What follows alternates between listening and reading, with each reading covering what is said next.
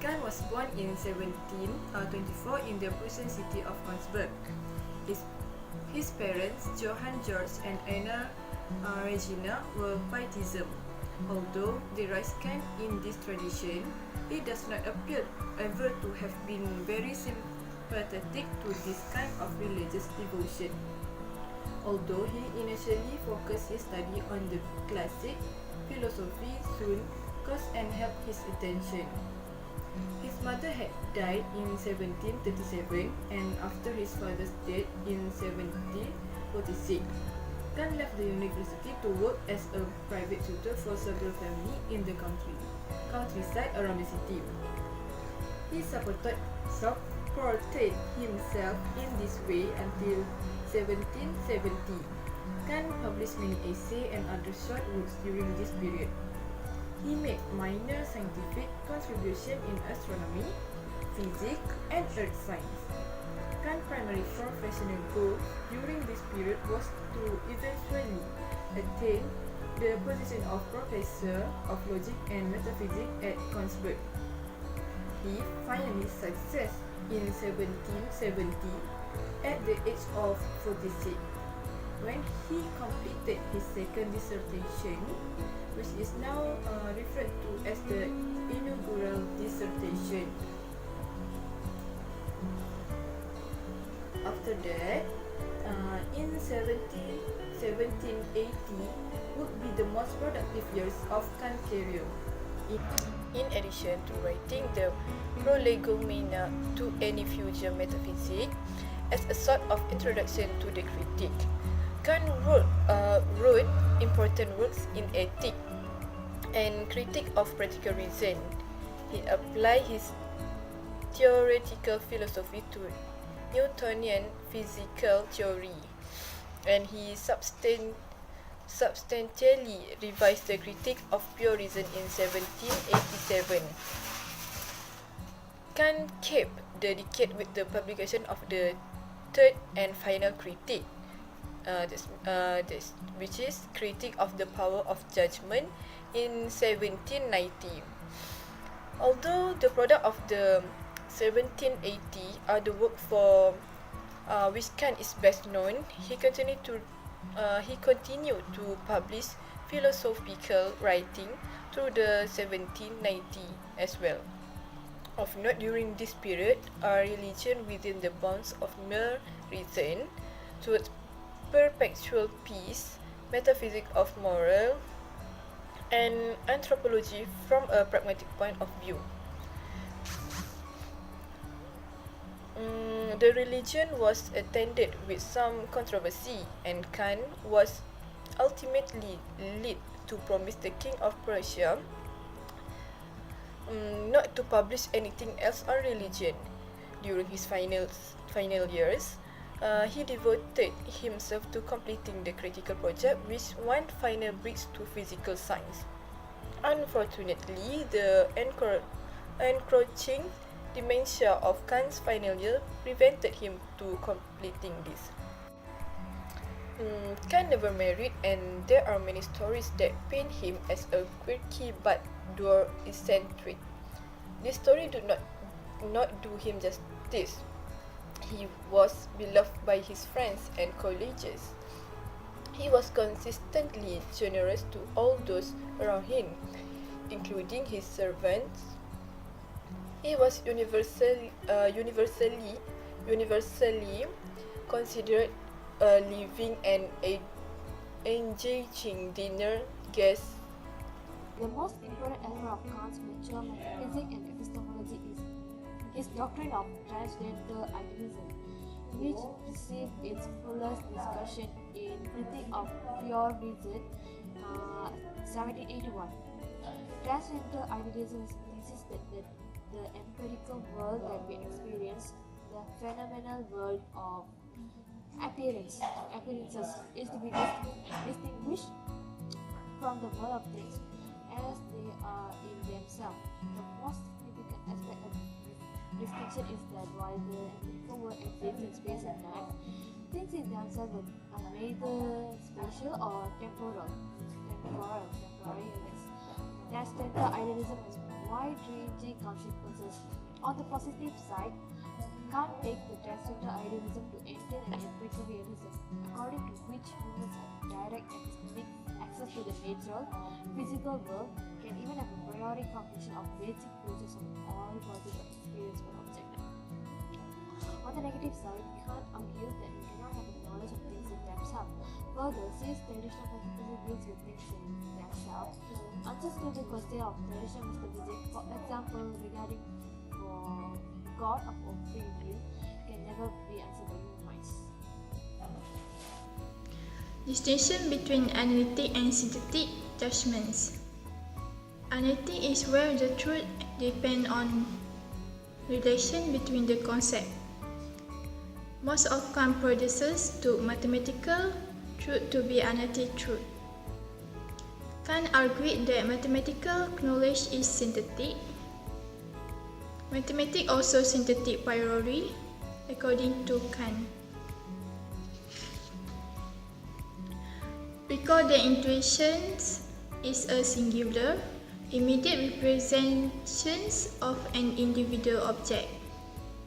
Empirical intuitions represent sensible object through sensation, but pure intuition are a priori representations of space and time. In pure theoretical philosophy, Kant displayed an active interest in the natural science throughout his career. Most of his important scientific contributions were in the physical science, including not just physics proper, but also a science and cosmology. In critique of the power of judgment, he also presented a lengthy discussion of the philosophical basis of the study of biological entities. In general, Kant thought that a body of knowledge could be only counted as a science in the true sense if it could admit of mathematical discussion and a priori principle that could be presented purely in interpretation. Hence, Kant was pessimistic about the possibility of empirical physiology ever amounting a true science. Kant ever thought it might be the case that chemistry can be nothing that and then scientific art or experimental doctrine, but never proper science. Okay, another scientific contributions about Kant, in addition to his major contributions to the physics, Kant published the various writings addressing to the different issues in the natural science. Early on, he showed a great deal of interest in geology and earth science, as evidenced by the title of the sum of his shorter essay, "The questions whether the earth is against considered from the physical point of view."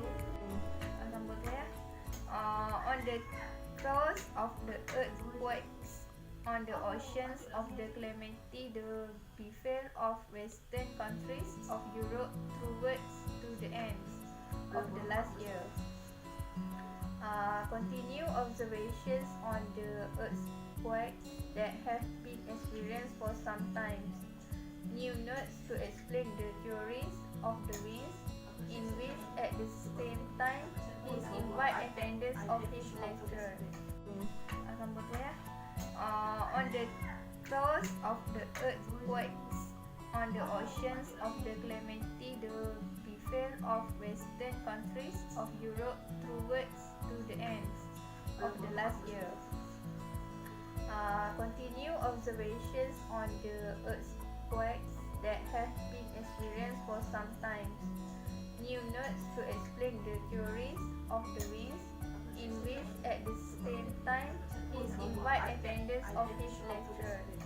In the 1745, he wrote the Suchis dispositions of some meditations on fire, which he submitted to the university as the master thesis. There he argues against the Cartesian mathematics that physical phenomena such as fire only be explained by appeal to the elastic matter.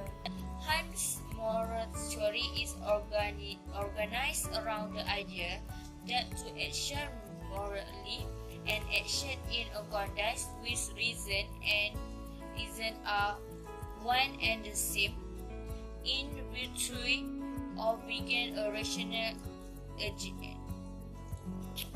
Hans' theory is considered a form of deontology. Like this historical physiology, Hans' practical physiology is pure, commerce, and universal moral law is differentiated non-imperially from the very structure of practical reason itself. Although Hans instance that the moral law is greatly binding for all rational agents, he is also that the bindings of the moral law is self-imposed. This section aims to explain the structure and content of Hans' moral theory.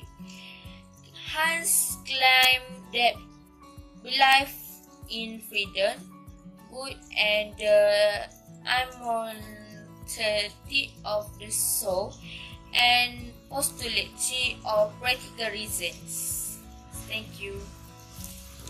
Sebagaimana pemikirannya berpendapat memperlakukan manusia seperti kita memperlakukan diri sendiri. Kant lebih memberikan penekanan pada hak-hak manusia serta kesempatan pendidikan yang akan meningkatkan akal manusia. Pemikiran dari Kant cuba untuk memisahkan antara urusan politik dengan urusan mengenai hal-hal yang berkaitan dengan moral. Menurut Kant, manusia bukan hanya sebagai subjek pasif dari alam atau moral. Prinsip hak atau keadilan universal dari Kant tidak hanya mengatur politik domestik, tapi juga politik internasional. Menurut Kant, perang bukanlah cara di mana orang mengejar hak-haknya, namun perdamaian universal atau perdamaian abadi adalah sebuah tujuan akhir bersama. Theory of art and beauty. In this section, I will explain the structure of aesthetic judgment of the beautiful and the sublime, summarize Kant's theory of art and the genius behind art, finally the connection between Kant's aesthetic theory and his moral theory. First, the beautiful and the sublime. There are three different types of aesthetic judgments: judgments of the agreeable, of the beautiful, and of the sublime. The first is not particularly interesting because it pertains simply to whatever objects happen to cause us pleasure or pain. Second, theory of art. Both natural objects and man-made art can be judged to be beautiful. Kant holds that art is beautiful insofar as it imitates the beauty of nature. Specifically, a beautiful work of art must display the form of purposiveness that can be encountered in the natural world. Last, relation to moral theory. A final important aspect of Kant's aesthetic theory is his claim that beauty is a symbol of morality and aesthetic judgment thereby function as a sort of propedeutic for moral cognition. This is because certain aspects of judgments of taste are analogous in important respect to moral judgments. Pragmatic anthropology is useful, practical knowledge that students would need in order to successfully navigate the world and through life. Kant presents his views on issues related to empirical psychology, moral psychology, and aesthetic taste. Kant argues that we need sensory intuitions in order to have empirical cognition of the world. We learn that sight and hearing are necessary for us to represent objects as solid and hence as substantial. Thank you.